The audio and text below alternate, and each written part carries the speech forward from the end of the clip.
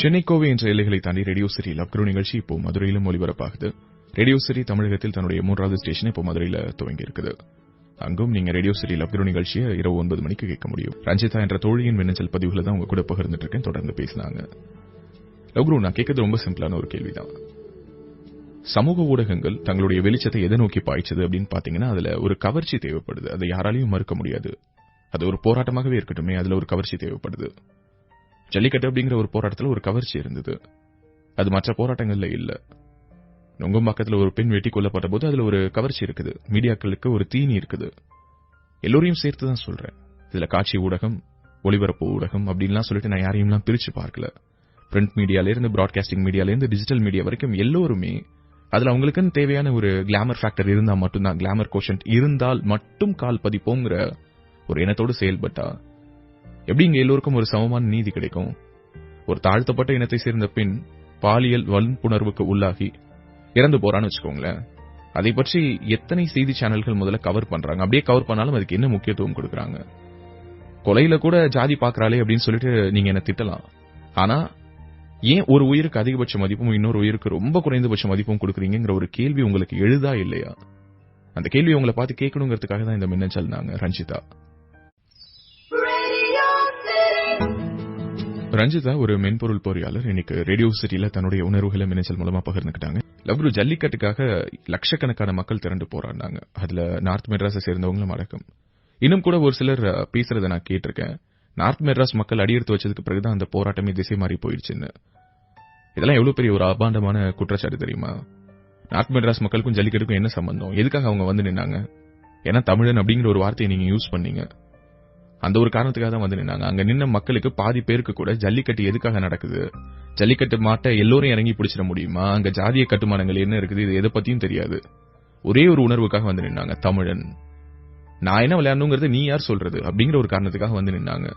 ஆனா அப்படிப்பட்ட மக்கள் அதுல கூட குற்றம் சாட்டி தான் பேசினாங்க. நார்த் மெட்ராஸ் மக்கள் வந்ததுனால அந்த போராட்டத்துடைய கலரே மாறிடுச்சு அப்படின்னு. இதெல்லாம் எந்த வகையில நியாயம் எனக்கு தெரியல. சோ அப்படி பார்த்தா ஒரு போராட்டத்துல களமாடக்கூடிய அந்த போராளிகளுக்குள்ளார கூட நீங்க பிரிவினைகளை பாக்குறீங்க. அப்படி இருக்கும்போது ஒரு போராட்டம் எப்படி அதனுடைய இலக்கை நோக்கி போகும் அப்படிங்கிற ஒரு கேள்வி இந்த போராட்டம் நடந்ததிலிருந்து அது எப்படி முடிஞ்சதோ அந்த முடிஞ்ச நாள்ல இருந்து நடுக்குப்பம் எரிக்கப்பட்ட போது அவ்வளவு மீனவர்கள் பாதிக்கப்பட்ட போது இந்த கேள்விகள் எனக்குள்ளார வந்ததுன்னாங்க. ஒரு மிகப்பெரிய புரட்சி, ஒரு மிகப்பெரிய போராட்டம், ஒரு தன்னெழுச்சியாக நிகழ்ந்த அந்த எழுச்சியை போயிட்டு இவ்வளவு குறை சொல்லி பேசுறாளே அப்படின்னு சொல்லிட்டு நினைக்காதீங்க. அதை நான் ரொம்பவே ஆதரிக்கிறேன். அப்படிப்பட்ட ஒரு போராட்டம் நடந்த பிறகுதான் இன்னைக்கு எல்லா அரசியல் கட்சிகளுக்கும் மக்கள் மேல ஒரு பயம் வந்திருக்குது. ஒரு விஷயம்னா இவங்க ஒண்ணு கூட்டிடுவாங்களோ அப்படிங்கிற ஒரு எண்ணம் வந்திருக்குது. ஆனா கூடங்குளத்துல வருஷக்கணக்கில் உட்காந்து போராடிட்டு இருக்காங்களே, அதை பத்தி யாருக்குமே ஏன் பிரச்சனையே இல்ல? அதை பத்தி இவங்க ஏன் கண்டுக்க மாட்டேங்கிறாங்க? நெடுவாசல் போது திரள்வதற்கு எல்லோருக்கும் ஒரு தைரியம் இருக்குதுன்னு வச்சுக்கோங்களேன். அது ஏன் கூடங்குளத்தை நோக்கி அவங்களுடைய கவனத்தை திருப்ப மாட்டேங்கிறாங்க? ஏன் அதை பற்றின ஒரு சமூக விழிப்புணர்வு இவங்க கிட்ட இல்ல அப்படிங்கிற ஒரு கேள்வியை நான் முன்வைக்கணும்னு நினைக்கிறேன். நாங்க ரஞ்சிதா, லவ்குரு, எல்லாத்த பற்றின விழிப்புணர்வும் சமமாக வரணும். உடம்புல இருக்கக்கூடிய எல்லா உறுப்புகளும் ஒரு சீரா வளர்ந்ததுனா தான் அது வளர்ச்சி. ஏதோ ஒரு உறுப்பு மட்டும் வளர்ந்ததுன்னா அதுக்கு பேர் வீக்கம் தானே. அந்த மாதிரி தான் ஒரு போராட்டத்துக்கு மட்டும்தான் நாங்க எல்லாரும் ஒன்னா சேர்ந்து கரங்களை கோர்ப்போம், இன்னொரு போராட்டத்துக்கு நாங்க ஒதுங்கி நின்று வேடிக்கை தான் பார்ப்போம் அப்படின்னா மற்ற போராட்டத்தை நீங்க கொச்சப்படுத்துறீங்க. நீங்க கலந்துக்கிற போராட்டத்துக்குள்ளார என்ன ஒரு காரணம் இருக்கும்? அதுக்குள்ளார உள்ளீடா வேற ஏதோ பல அஜெண்டாஸ் இருக்குமோ அப்படிங்கிற ஒரு எண்ணத்தை உருவாக்குறீங்க. ஒடுக்கப்பட்ட மக்களுடைய குரலாக மட்டுமே எல்லா போராட்டங்களும் ஒலிக்கணுங்கிற அவசியம் கிடையாது. ஆனா ஒடுக்கப்பட்ட மக்களின் போராட்டங்கள்ல ஏன் உங்களுடைய குரல் ஒலிக்க மாட்டேங்குது அப்படிங்கிற ஒரு கேள்வியை நான் முன்வைக்கணும். நாங்க நியாயமான ஒரு கேள்வி. அப்பப்போ நம்ம பாக்குறோம், இஸ்ரோ மிகப்பெரிய சாதனை படைச்சிருக்காங்க. உலகத்திலேயே இத்தனை ஏவுகணைகளை சுமந்தபடி செல்லக்கூடிய ராக்கெட்டுகளை வேற யாரும் தயாரிக்கல. இவ்வளவு செயற்கைக்கோள்களை கொண்டு போய் விண்ணில செலுத்தியிருக்கோம் அப்படின்லாம். ஆனா இன்னமும் நம்முடைய தேசத்துல இவ்வளவு அறிவியல் வளர்ச்சி வந்த பிறகும் சாக்கடைக்குள் மனிதன் இறங்கி கழிவுகளை சுத்தம் பண்ணிக்கிட்டு தான் இருக்கான். இயந்திரங்கள் மேல் நாம் கொண்டிருக்கக்கூடிய காதல், அறிவியல் வளர்ச்சி மேல் நாம் கொண்டிருக்கக்கூடிய அந்த ஈடுபாடு ஏன் ஒரு சக மனிதன் மேல் அவனுடைய வாழ்க்கை தரத்தை மேம்படுத்துவதற்கோ அல்லது அவன் செய்துட்டு இருக்க வேலையிலிருந்து அவனை மீட்டெடுத்து அடுத்த கட்டத்துக்கு அழைச்சிட்டு போறதுக்கோ இல்ல அப்படிங்கிற ஒரு கேள்வியை ரஞ்சிதாவுடைய மின்னஞ்சல் எனக்குள்ளாரையும் எழுப்புனுச்சு. ஒரு முறை நிகழ்ந்த போராட்டத்தின் விளைவாக இப்போ மறுபடியும் இப்படிப்பட்ட ஒரு மிகப்பெரிய கிரவுட், ஒரு கூட்டம் திரண்டக்கூடாது அப்படின்னு சொல்லிட்டு எல்லோருமே ரொம்ப கவனமா இருக்காங்க, குறிப்பா அரசாங்க அமைப்புகள். ஆனா நம்முடைய உணர்வை நம்ம தொடர்ந்து பதிவு செய்துகிட்டே இருக்கணும். ரொம்ப ஆச்சரியமா இருக்குது. ஜல்லிக்கட்டு போராட்டம் நடந்துட்டு இருக்கும் போதே டக்குன்னு பாத்தீங்கன்னா ஒரு இசையமைப்பாளர் சாயல இருக்கக்கூடிய ஒரு நபருடைய வீடியோ அது திடீர்னு ட்ரெண்டிங் ஆச்சு. திரும்ப ஒரு பக்கம் நெடுவாசல் போராட்டம் நடந்திருக்குது. இன்னொரு பக்கம் பாத்தீங்கன்னா ஒரு பிரபல பாடகி அவங்க ட்விட்டர் மூலமா திரையுலகத்தை சார்ந்த ஒரு சிலருடைய அந்தரங்க பக்கங்கள்ல போயிட்டு ஒரு சில விஷயங்களை எக்ஸ்போஸ் பண்றாங்க. அது உடனே பரபரப்பாகுது. நம்முடைய உணர்வுகளை என்னால அசஸ் பண்ணி புரிஞ்சுக்கவே முடியல. ஏன் எதுலயுமே நமக்குள்ளார ஒரு தீவிரம் இல்லாம போயிடுச்சு? எல்லாத்துக்குள்ளாரையும் ஏன் ஒரு கிளாமர் கோஷன் தேடுறோம்? எல்லாத்துக்குள்ளாரையும் ஏன் ஒரு பொழுதுபோக்கு அம்சத்தை நம்ம தேடுறோம்? அப்படிங்கிற ஒரு அச்ச உணர்வு அல்லது ஒரு வெறுப்பு, அதனுடைய ஒரு வெளிப்பாடு தான் இந்த மின்னஞ்சல். இதுல நானும் அடக்கம். நான் வேற யாரையோ கை காட்டி குறை சொல்றேன்னு நினைக்காதீங்க. ஒட்டுமொத்த இளைஞர் சமுதாயத்தை குறை சொல்லும்போது நானும் அந்த சமுதாயத்துல தானே இருக்கேன். அதனால நானும் அந்த குறைகள் எல்லாத்துக்குமே பதில் சொல்ல வேண்டிய ஒரு கட்டாயத்துல இருக்கேன். என்ன நானே அசஸ் பண்ணிக்கிறேன். சோ இப்படிப்பட்ட அசஸ்மெண்ட் ஒவ்வொருத்தவங்களுமே பண்ணணும். ஏன் ஒரு போராட்டம் இங்க முழுமையாக வெற்றி அடைய மாட்டேங்குது அப்படிங்கிற ஒரு கேள்வியை நம்ம முன்னெடுத்து வைக்கணும். ஏன் சரியான தலைமைகள் உருவாகல அப்படிங்கிற ஒரு கேள்வியை நம்ம முன்னெடுத்து வைக்கணும். அப்படி இல்லாமல் அடுத்த சந்ததி ஒரு மிகப்பெரிய மாற்றத்துக்கான விதையை விதைத்து அதை விருட்சமாக மாற்றவே முடியாதுன்னாங்க ரஞ்சிதா. ஒரு அழுத்தமான மின்னஞ்சல் பதிவு. இதையும் நான் காதலாக தான் பார்க்கிறேன். இந்த சமூகத்தின் மேல் இருக்கக்கூடிய காதல், ஒரு சமூக கோபம், அதற்குள்ளார ஒரு காதல் இருக்குது. ஆமா, ஏன் இப்படி இந்த சொசைட்டி இப்படி இருக்குது, அது எப்படி இருக்க வேண்டிய சொசைட்டி அப்படிங்கிற ஒரு எண்ணம், ஏன் என்னுடைய நாடு இப்படி போயிடுச்சு அப்படிங்கிற ஒரு வருத்தம், தன்னுடைய சமூகத்தையும் தன்னுடைய நாட்டையும் நேசிக்கக்கூடிய ஒருத்தியால தான் இப்படிப்பட்ட ஒரு மின்னஞ்சலை எழுத முடியும். அந்த வகையில் ரஞ்சிதாவுக்கு ஹேட்ஸ் ஆஃப். திருமணமாகி 10 வருடங்கள் ஆகுது. 2 குழந்தைகளுக்கு அம்மா. அவங்களுடைய ஷோ இரவு நேரங்கள்ல கேட்பேன். பல நாட்கள்ல நம்மளை பத்தியும் ஒரு சில வார்த்தைகள் இவர்கிட்ட ஷேர் பண்ணிக்கணும்னு நினைச்சிருக்கேன். இன்னைக்கு தான் அதற்கான டைம் கிடைச்சிருக்குன்னு சொல்லி சித்ரா என்ற தோழி மின்னஞ்சல் பண்ணிருக்காங்க. அன்பான கணவர், அழகான 2 குழந்தைகள், நல்ல ஒரு குடும்பம், எந்த விதமான குறையும் இல்ல. இப்படித்தான் வெளியில இருந்து என்னை எல்லோருமே பாக்குறாங்க. ஆனா எனக்குள்ளார பல விஷயங்கள் ஓடிட்டு இருக்குது. படிச்சுட்டு நல்ல ஒரு நிறுவனத்துல வேலை பார்த்துட்டு இருந்தேன். திருமணத்தை ஒட்டி வேலையை விட்டேன். மேரேஜ் அடுத்த 2 வருஷத்துக்குள்ளார கையில ஒரு குழந்தை. அதற்கு பிறகு வேற யாருடைய வாழ்க்கையோ தான் நான் வாழ்ந்துட்டு இருக்கேன் அப்படிங்கிற ஒரு எண்ணம் எனக்குள்ளார ரொம்ப அழுத்தமாவே இருக்குது. ஏன்னா தெரியல, எதுவுமே எனக்கு பிடிச்ச மாதிரி இல்ல. மத்தவங்களுக்கு பிடிக்குது அப்படிங்கிறதுக்காக ஒரு சில விஷயங்களை நான் பிடிச்ச மாதிரி காட்டிக்கிறேன். இப்படிப்பட்ட வாழ்க்கை தான் நான் வாழ ஆசைப்பட்ட வாழ்க்கை அப்படிங்கிற ஒரு கேள்வி வரும்போதெல்லாம் ரொம்ப கஷ்டமா இருக்குது. அவருடைய பார்வையில என்னுடைய கணவர் செய்யக்கூடிய விஷயங்கள் எல்லாமே அவருக்கு ரொம்ப சரியா இருக்கலாம். அது உண்மையாகவே சரியாக கூட இருக்கலாம். ஆனா எனக்குன்னு ஒரு பார்வை இருக்குதுங்கிறதே அவருடைய பார்வையில இல்ல. எல்லாமே அவரோடு சார்ந்த அல்லது அவருக்காகவே இயங்கக்கூடிய ஒரு உலகமாக என்னுடைய உலகம் இருக்கணும் அப்படின்னு சொல்லிட்டு எதிர்பார்க்கிறது எவ்வளவு பெரிய ஒரு வன்முறை தெரியுமா? சத்தமில்லாமல் பெண்கள் மேல, குறிப்பா மனைவிகள் மேல பல ஆண்கள், பல கணவர்கள் நிகழ்த்திட்டு இருக்கக்கூடிய வன்முறை அது. குடும்பத்துடைய தேவைகள், குடும்பத்துடைய எதிர்பார்ப்புகள், இதை பூர்த்தி பண்ணக்கூடிய, குடும்பத்துக்காகவே வாழ்ந்து முடிக்கக்கூடிய ஒரு வாழ்க்கை, இதுதான் ஒரு பெண்ணுக்கு விதிக்கப்பட்ட வாழ்க்கை அப்படிங்கிற ஒரு கேள்வியும் வருதுன்னாங்க. எல்லாம் இருந்தும் இல்லாதது போல ஒரு வாழ்க்கை வாழ்வதற்கான மிக முக்கியமான காரணம் என்னவாக இருக்க முடியும்? எல்லாம் இருக்குது, ஆனா காதல் இல்லை அப்படிங்கறத தவிர. அது மட்டும்தான் மிக முக்கியமா நான் மிஸ் பண்ணக்கூடிய விஷயம். நாங்க சித்ரா ரேடியோ சிட்டிக்காக இன்னைக்கு தன்னுடைய வாழ்க்கை பதிவு உணர்வுகளா பகிர்ந்துக்கிட்டாங்க. பல பேர் இங்க என்ன நினைக்கிறாங்கன்னா, நம்முடைய மனைவிக்கு தேவையான எல்லா விஷயத்தையுமே நம்ம ரெடி பண்ணி கொடுத்துட்டோம், அவங்களுக்கு எல்லாமே அவங்க வீட்டுல இருக்குது, அண்ட் கல்யாணம் ஆயிடுச்சு, குழந்தை பிறந்துருச்சு, ஒரு கமிட்மெண்ட் குள்ளார வாழ்ந்துட்டு இருக்காங்கன்னு. ஆனா எத்தனை பெண்கள் இன்னைக்கு அவங்களுடைய கனவுகளை தொலைச்சிட்டு வேறொருத்தங்களுடைய வாழ்க்கையை சுமந்து வாழ்ந்துட்டு இருக்காங்க தெரியுமா? நான் வாழக்கூடியதும் அப்படிப்பட்ட ஒரு வாழ்க்கை தான். சின்ன சின்ன விஷயங்கள், அதனால என்ன மாறிட போகுதுன்னு நினைக்கிறீங்க? ஆனா அந்த சின்ன சின்ன விஷயங்கள் நிறைய ஒண்ணு சேர்ந்து கடைசியா அதுல நான் எங்க இருக்கேனே தெரியாத ஒரு வாழ்க்கையா அது மாறிடுச்சு. நான் எதிர்பார்க்கறது எல்லாமே காதல், ஆமா, அன்பு மட்டும் தான் எதிர்பார்க்கிறேன். அது என்னுடைய கணவர்கிட்ட இருந்து, நான் வாழ்ந்துட்டு இருக்கக்கூடிய என்னுடைய கணவரின் குடும்பத்திட்ட இருந்து. ஆனா அது எனக்கு இன்னைக்கு வரைக்கும் கிடைக்கல. கிட்டத்தட்ட 10 வருஷத்துக்கு கடந்த பிறகும் அதை நான் எதிர்பார்த்தபடியே தான் காத்துட்டு இருக்கேன் அப்படிங்கிறது தான் வலியான ஒரு விஷயம். எல்லோரும் சொல்ற மாதிரி ரொம்ப ஒரு கிளீஷேவான ஸ்டேட்மெண்ட் தான். என்னுடைய குழந்தைகளுக்காக தான் நான் இந்த வாழ்க்கையை வாழ்ந்துட்டு இருக்கேன். இந்த வாழ்க்கையில் எனக்கு கிடைத்திருக்கக்கூடிய அதிகபட்ச சந்தோஷம் அப்படிங்கிறது என்னுடைய குழந்தைகள் தான். ஆனா என்னுடைய குழந்தைகள் நாளைக்கு, அம்மா நீ ஒரு சந்தோஷமான வாழ்க்கை வாழ்ந்துட்டியா அப்படின்னு சொல்லி கேட்டா, நான் சிரிச்சுக்கிட்டே ஒரு பொய் சொல்ல வேண்டிய ஒரு கட்டாயத்துக்கு உள்ளாக்கப்பட்டிருக்கேன் அப்படிங்கிறது தான் நிதர்சனமான உண்மை. இப்படிப்பட்ட வாழ்க்கையை தான் இங்க பல பெண்கள் வாழ்ந்துட்டு இருக்காங்க. அவங்களுடைய குரலாகத்தான் நான் என்னுடைய குரலை பதிவு செய்யறேன்னாங்க. சித்ராவுடைய மின்னஞ்சலை தொடர்ந்து அடுத்தது நம்முடைய நிகழ்ச்சியில் மற்றொரு மின்னஞ்சல் உங்களுக்கு காத்துட்டு இருக்குது.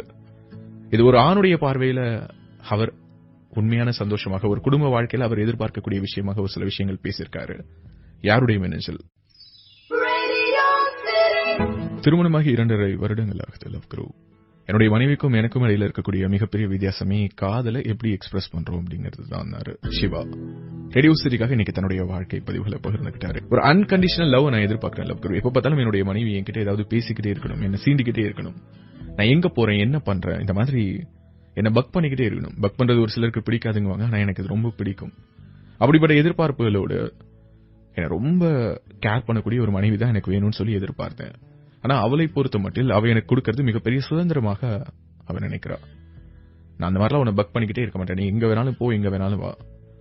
பட் நீ வீட்டுக்கு வரும்போது எனக்கானவும் நான் வருவேங்கிற நம்பிக்கை எனக்கு இருக்குதுங்கிறா.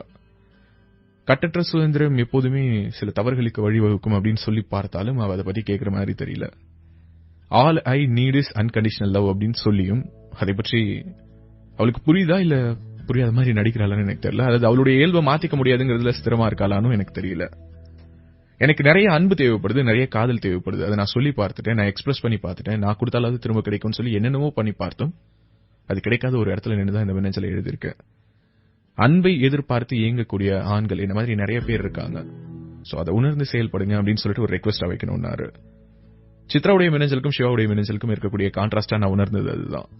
எல்லாமே என்கிட்ட இருக்குது, ஆனா எனக்கு அன்பு வேணும்னு எதிர்பார்க்கக்கூடிய மனைவி ஒரு இடத்துல இருக்காங்க. என்னுடைய வாழ்க்கையில நான் என்னுடைய மனைவி கூட ரொம்ப சந்தோஷமா தான் இருக்கேன். எல்லாத்தையுமே நான் அவளுக்கு கொடுத்திருக்கேன். ஆனா எனக்கு தேவையான அன்பாவை கொடுக்க மாட்டேங்கிறா அப்படின்னு சொல்லக்கூடிய கணவர் ஒரு பக்கம் இருக்காரு. எங்க இருக்குது நம்முடைய வாழ்க்கை? இன்னைக்கு திருமண வாழ்க்கையில பல இடங்கள்ல நிறைய மனஸ்தாபங்கள் வருவதற்கான காரணமே என்னன்னா, நாம என்ன எதிர்பார்க்கிறோம் அப்படிங்கறத நம்முடைய வாழ்க்கை துணை சரியாக புரிஞ்சுக்காம இருக்கிறது தான். நமக்கு தேவையானது எல்லாத்தையும் கொடுக்கிறது சந்தோஷம் கிடையாது. நமக்கு என்ன தேவையோ அதை கொடுக்கிறது தான் சந்தோஷம். ரெண்டுத்துக்கும் நடுவில் மிகப்பெரிய வித்தியாசம் இருக்குது. தேவையான எல்லாத்தையுமே கொடுத்துட்டோம்னா சந்தோஷம் வராது. எது தேவையோ அதை தெரிஞ்சுக்கிட்டு கொடுக்கணும் இல்லையா? சித்ராவுடைய மின்னஞ்சலா இருக்கட்டும், சிவாவுடைய மின்னஞ்சலா இருக்கட்டும், இரண்டுமே பேசக்கூடிய விஷயங்கள் ஒண்ணுதான். அவங்க எதிர்பார்க்கிறது அன்பு, அது ஆப்போசிட் எண்ட்ல கிடைக்க மாட்டேங்குது. அன்புங்கிறத நம்ம இன்னைக்கு ஒரு சில பொருட்களோட பொருத்தி பார்க்க ஆரம்பிச்சிட்டோம். இவ்வளவு ரூபாய் சம்பளம், ஒரு வீடு, கார், நகை, நட்டு, இந்த மாதிரி மெட்டீரியலிஸ்டிக் லவ்வா அதை பார்க்கிற வரைக்கும் அது லவ் அப்படிங்கிற ஒரு உணர்வு வரவே வராது. அதை தாண்டி உணர்வு ரீதியாக பார்க்கணும். அன்பு தானே, இந்த வச்சுக்கோ. இந்த ஒரு வாழ்க்கை உன் கூட நான் வாழ போற இந்த ஒரு வாழ்க்கையில எவ்வளவு அன்பு உனக்காக கொடுக்க முடியுமோ அவ்வளவு அன்பு நான் கொடுக்குறேன். எவ்வளவு எக்ஸ்பிரசிவா இருக்க முடியுமோ அவ்வளவு எக்ஸ்பிரசிவா இருக்கேன். திகட்ட திகட்ட காதலிப்போம் அப்படின்னு சொல்லி வாழக்கூடியவர்கள் சந்தோஷமாக வாழ்றாங்க.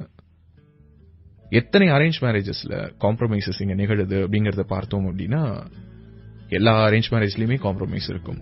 ஆனா அந்த காம்ப்ரமைஸ காதலை வைத்து நிரப்பும் பொழுது அந்த வாழ்க்கை ரொம்ப சந்தோஷமா இருக்கும். பல நேரங்கள்ல நம்முடைய காம்ப்ரமைசஸ் சில நேரங்கள்ல டிசப்பாயின்மெண்டா மாத்தி அதன் மூலமாக பிரச்சனைகளுக்கு வழிவகுத்து வாழ்க்கையை வேற எங்கேயும் எடுத்துட்டு போயிடுறோம். என்னைக்கு ஒரு நாள் நம்முடைய எதிர்பார்ப்புகள் ஏமாற்றங்கள்ல போய் முடியுதோ அன்னைக்குதான் அவங்க பண்ண சின்ன சின்ன விஷயங்கள் கூட பெருசா தெரியும். பல நேரங்கள்ல நாம என்ன நினைக்கிறோம் அப்படின்னா, நம்முடைய மனைவி தானே, நம்முடைய கணவன் தானே, அந்த அன்பையும் காதலையும் இன்னைக்கு சொல்ல நாளைக்கு சொல்லுவோம். அதை இப்படி எக்ஸ்பிரசிவா செஞ்சுதான் காட்டணுமா என்ன, உன் மேல எனக்கு அக்கறை இருக்குன்னு உனக்கு புரியாதா என்ன அப்படிங்கிற மாதிரியான எதிர்கேள்விகளை போட்டு அணை போடுறோம் இல்லையா? அப்படி அந்த கேள்விகள் கேட்பதற்கு நம்ம ஸ்பெண்ட் பண்ற எனர்ஜியை விட கம்மியான எனர்ஜி தான் அவங்க மேல இருக்கக்கூடிய லவ் எக்ஸ்பிரஸ் பண்றதுக்கு ஆகும். அதுல என்ன தயக்கம்? மறுபடியும் சொல்றேன், இந்த உலகத்தில் நாம் ஒருவரை அடிமையாக்க வேண்டும் என்று நினைத்தால் அது அன்பால் மட்டும்தான் சாத்தியம். அது மட்டும்தான் வாழ்க்கையில் நிரந்தரம். மற்ற எந்த வகையில ஒருத்தங்களை அடிமையாக்கணும் அப்படின்னாலும் அந்த அடிமை தலை என்பது ஒரு நாள் உடைக்கப்படும். அவங்க விடுதலை அடைஞ்சு எப்படா போலான்னு தான் நினைப்பாங்க. ஆனா அன்பால ஒருத்தங்களை அடிச்சு பாருங்க, அடிமையாக்கி பாருங்க, அவங்க காலம் முழுக்க உங்களுக்கு அடிமையா இருப்பாங்க. அது அவங்களே விரும்பி ஏத்துக்கக்கூடிய ஒரு அடிமைத்தனம். அது காதலால் மட்டுமே நிகழும். அந்த காதலை கொடுக்கறதுல என்ன ஒரு தயக்கம்? எந்த அளவுக்கு அதிகமாக காதல் பகிரப்படுதோ பரிமாறப்படுதோ அந்த அளவுக்கு அந்த இடத்துல சந்தோஷம் நிலைச்சிருக்கும், நிறைஞ்சிருக்கும். இதை ரொம்ப அழுத்தமா பதிவு பண்ணணும் நான். நித்யா என்ற தோழி மின்னஞ்சல் பண்ணிருக்காங்க. லவ்குரு, நான் இப்போ இன்ஜினியரிங் ஃபைனல் இயர் படிச்சிட்டு இருக்கேன். என்னுடைய கல்லூரியில தான் முதல்ல அவரை நான் பார்த்தேன். ஆக்சுவலி அவர் என்னுடைய ஸ்கூல் சீனியர் தான். ஆனா ஸ்கூல்ல எனக்கு தெரியவே இல்லை. ஃபேஸ்புக் மூலமா பழக்கமானோம். அதற்கு பிறகு கல்லூரியில் அறிமுகமாகி அந்த நட்பு காதலாக மாறினுச்சு. எல்லாமே ஒரு 4 மாசம் ரொம்ப நல்லா போயிட்டு இருந்தது லவ்குரு. பட் அதுக்கு பிறகு திடீர்னு ஒரு நாள் என்கிட்ட வந்து சொன்னாரு, அவருடைய அம்மா அப்பா ஒத்துக்க மாட்டேங்கிறாங்க அப்படின்னு சொல்லிட்டு எமோஷனலா பிளாக்மெயில் பண்றாங்க. அவங்க அம்மா அப்பாவையும் ஹர்ட் பண்ண விரும்பல. நாளைக்கு இதே மாதிரி தான் என்னுடைய வீட்லயும் ஒத்துக்க மாட்டாங்க அப்படின்னா என்னுடைய அம்மா அப்பாவையும் ஹர்ட் பண்ற மாதிரியான சிச்சுவேஷன் வரும், நம்ம பிரிஞ்சிடலாம்னு சொல்லி அவர் அவருடைய வேலையை பார்க்க போயிட்டாரு. கிட்டத்தட்ட 1.5 வருஷம் ஆயிடுச்சு. ஒரு நாள் கூட அவருடைய நினைவுகள் இல்லாம என்னால அந்த நாளை கடந்து வர முடியல. தினமும் அழுதுகிட்டு இருக்கேன். எங்க 2 பேருக்கும் மிகப்பெரிய பிரச்சனையா இருக்கிற விஷயம் காஸ்ட். அவங்க சமூகத்துடைய பார்வையில் அப்பர் காஸ்ட், நாங்க அதை விட கொஞ்சம் கம்மியான காஸ்ட்னு வச்சுக்கோங்களேன். யார் இந்த ஜாதியெல்லாம் கண்டுபிடிச்சாங்கன்னு எனக்கு சத்தியமா தெரியல. ஃப்ரெண்ட்ஸ் எல்லாம் கூட சொல்றாங்க, ஏய் விட்டுட்டு போறானா போட்டுண்டி விடுறி அப்படின்னு சொல்றாங்க. பட் என்னால முடியல. மனசு என்னமோ வலிக்குது. வேற யாரையும் கல்யாணம் பண்ணிக்கிட்டு வாழவே முடியாதுங்கிற ஒரு சிந்தனையெல்லாம் எனக்குள்ள வந்து போகுது. எப்படி இதை கடந்து வர்றது, நான் என்ன முடிவு எடுக்கணும் அப்படின்னு சொல்லிட்டு தெரியலன்னு சொல்லியிருக்காங்க. நான் அடிக்கடி சொன்ன பதில் தான் மீண்டும் ஒரு முறை நித்யாவுக்காக சொல்றேன். இது நித்யாவுக்காக மட்டுமல்ல, நித்யாவுக்காகவும் நித்யா மாதிரியான சிச்சுவேஷன்ல இருக்கக்கூடிய எல்லோருக்காகவும், கூடவே நித்யாவை காதலிச்சுட்டு இப்ப அம்மா அப்பா சொல்றாங்க அதனால வேணாம்னு சொல்லக்கூடிய பசங்களுக்கும் சேர்த்து. முதல் விஷயம், அம்மா சொல்றாங்க அப்பா சொல்றாங்க அதனால எனக்கு இது ஒத்து வரும்னு தோணல. இந்த மாதிரியான பதில் எல்லாம் சொல்றதுக்கு முன்னாடி அம்மா என்ன சொல்லுவாங்க அப்பா என்ன சொல்லுவாங்க அப்படின்னு சொல்லிட்டு நம்மளால யோசிச்சு ஒரு முடிவெடுக்க முடியும் நம்புறேன். முடிவெடுத்த பிறகு திரும்ப யோசிச்சு திரும்ப அதுல இருந்து பின்வாங்கிறது என்னவோ வாழ்க்கைக்கு சரியான ஒரு விஷயமா எனக்கு படல. It's my kind and humble suggestion. So இன்னைக்கு அம்மா சொல்லிட்டாங்க அதனால இன்னைக்கு வேணாம்னு சொல்லக்கூடிய இந்த ஒரு பையன் தான் உங்களுக்கு வேணுமா அப்படின்னு சொல்லிட்டு உங்க ஃப்ரெண்ட்ஸ் மாதிரியே நானும் கேள்வி கேட்க விரும்பல. ஆனா அம்மா அப்பா என்ன சொன்னாலும் அவங்களை கன்வின்ஸ் பண்ணும் இல்லையா? அம்மா அப்பாவை ஹர்ட் பண்ண விரும்பல, அதனால நம்ம பிரிஞ்சிடலாம்னு சொல்லக்கூடிய அந்த பையன் ஏன் வேணும்னு சொல்லி மத்தவங்க கேட்கக்கூடிய கேள்வி நான் கேட்கல. ஆனா இந்த பையன் வேணுமா வேணாமான்னு சொல்லிட்டு நீங்களே முடிவு பண்ணுங்க. நீங்க சொன்ன மாதிரி அவர் சமூகத்தில் அப்பர் காஸ்டா இருக்கலாம், நீங்க சமூகத்தில் அவரோட கொஞ்சம் லோயர் காஸ்டா இருக்கலாம். காதல் அப்படிங்கறது இனம், மதம், மொழி, ஜாதி இதெல்லாம் கடந்து வர்றது தானே. சோ இந்த அப்பர் காஸ்ட் லோயர் காஸ்ட் இதெல்லாம் பார்த்தோம் அப்படின்னாலே அந்த இடத்துல காதல் கொஞ்சம் கொஞ்சமா குறைஞ்சிட்டு இருக்கு அப்படின்னு தான் நான் சொல்லுவேன். சோ அதனால உங்களுடைய சாய்ஸ் அப்கோர்ஸ். இதுவரைக்கும் காதல் அப்படின்னே வரல, முதல் காதல் அதை நான் மனசுக்குள்ளார சுமந்துட்டேன், 1.5 வருஷமா அவன் என்னை விட்டு போன பிறகு அவனுக்காக அழறேன் அப்படின்னா கண்ணீர் அப்படிங்கறத அப்படிலாம் ரொம்ப லேசா சிந்திரக்கூடாது. நான் அடிக்கடி சொல்றதுதான். எப்படி உடம்புடைய திரவம் ரத்தமோ அந்த மாதிரி உணர்வுடைய திரவம் கண்ணீர். ரத்தத்தை அப்படி சீக்கிரமா கீழே சொட்ட விட்டுருவோமா? கண்ணீரை மட்டும் ஏன் சொட்ட விடுறோம்? தகுதியான நபருக்கு தான் கண்ணீர் கூட சிந்தணும்னு நான் உறுதியா நம்புறேன். நான் என்ன சொல்ல வரேன் அப்படிங்கறத நான் உங்ககிட்ட நேரடியா சொல்ல, ஆனா நான் சொல்ல வந்த விஷயம் என்ன அப்படிங்கறது உங்களுக்கு புரிஞ்சிருக்கும் நம்புறேன் நித்யா. இந்த காயங்கள்ல இருந்து நீங்க சீக்கிரம் மீண்டு வரணுங்கிறது மட்டும்தான் இப்போதைக்கு என்னுடைய ஒரே ஒரு வாழ்த்துதலும் வேண்டுதல். நீங்க கேட்டுட்டு இருக்கீங்க ரேடியோ சிட்டி காதல், உங்கள் லவ் குருவுடன்.